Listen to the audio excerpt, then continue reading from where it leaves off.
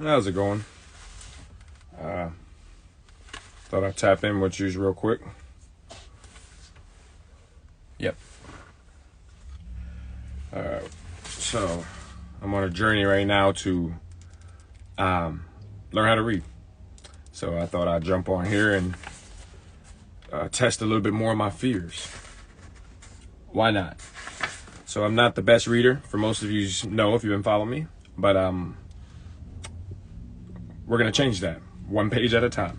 I'm reading this book right now, You Owe You by Eric Thomas, and I'm going to just jump off and give a couple little runs, all right? You are never in it by yourself. You are only alone when you tell yourself you are alone. Growing up, I think I internalized some deep stuff about slavery, inheritance, and my past. When I was a kid watching Roots or learning about the enslavement of my people in school, it all still felt so close to home.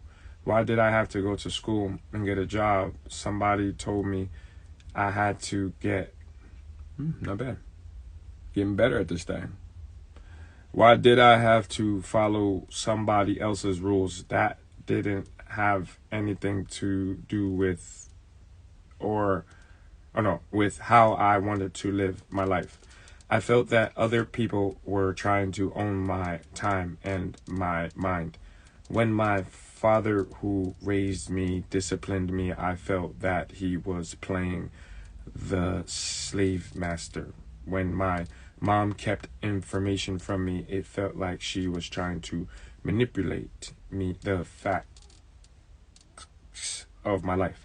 So to gain back some control, I felt that I had to shut them both out. I was in that victim boys mentality. And when I got into a victim mentality, I shut everybody out and started telling myself I was alone. Dope. This is what I know now. If you tell yourself that you are alone, then you are alone. Aloneness is part of the victim mentality. This is the mindset of someone to whom things are happening. When you act like a victim, you close yourself off to communication and relationships. You pit yourself against the world. You dig yourself into a dark hole where no one else can see you or touch you. You close yourself off to potential solation. You close yourself off to potential solation. But in reality, you are never in it by yourself. The perception that it's you against the world is a construct. The world does not conspire against you. You conspire against you. It's you versus you. Nobody can tell you that you're alone, but you. When I found out that I had a biological father, I closed off all. All right, getting better at this thing. Channels for communication and solation. I shut out everybody who had anything to do with my family, my aunts, my grandmas, my family, my friends.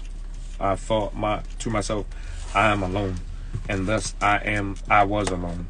But it wasn't true. My mom didn't go anywhere. We've been together since the day I was born. My aunts and my grandmother, my father, who raised me, they were all still around. It was me who's left to get away from my family. I started spending more time outside my neighborhood, especially with my boy, Bob.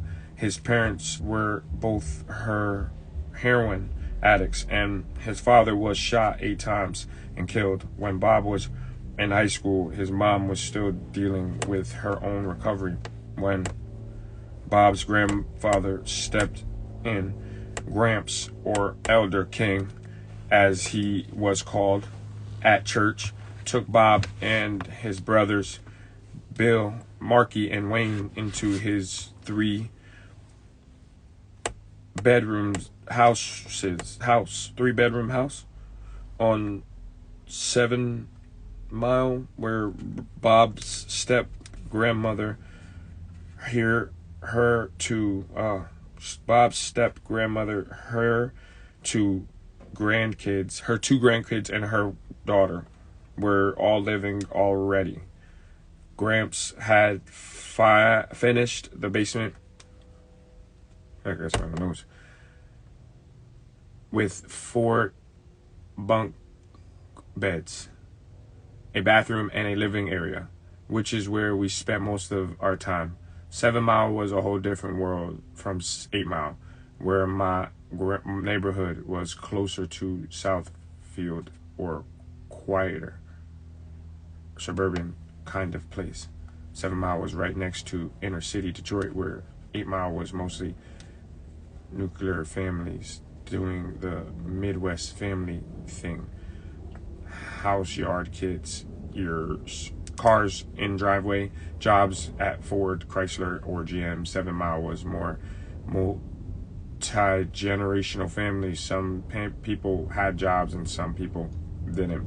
Just a mile and a few blocks over from my sheltered world, it was a whole different social and economic landscape. Some streets were nice, but if you walked down the wrong block, you had to watch yourself. Bob and I went to high school at Henry Ford and played sports together on the weekends. Bob went to church, so if I wanted to hang out with him, I went to Detroit Center. Was a little hole in the wall church on Puritan, I think that word is Puritan and Ward. If you looked in though through the front door, you could see right out the back. The floors were covered in thin red burgundy carpet and filled with wooden pews covered in blooded red cushions. Detroit Center was a Seventh-day Adventist church, a type of Presbyterian, I think, Presbyterian faith that keeps Saturday, the 7th day of the Jewish and Christians calendar scared. There was scarred. Is that scared? I don't know what I'm saying. I don't even know how I'm reading this. There were about 45 people. Sacred. I think that's sacred. Jewish and Christian calendar sacred. I think it is. There were about 45 people who attended regularly. 7 or 8 families and some older folks too. I had no idea I needed it, but Detroit Center was a home I'd been seeking out, and I felt like I had a support system again. For as long as I can remember, I've always felt spiritual. Even though I didn't grow up going to church, I still prayed. My mom sent me to a religious camp when I was 8 years old, and I read all the classical Bible stories. Kids love David and Goliath, Joseph and the Pharaoh, Joseph and Pharaoh, Samson and the Delilah. Religion isn't necessarily my thing. I don't care for the country club aspect of it all, but I love scriptures. I love scriptures.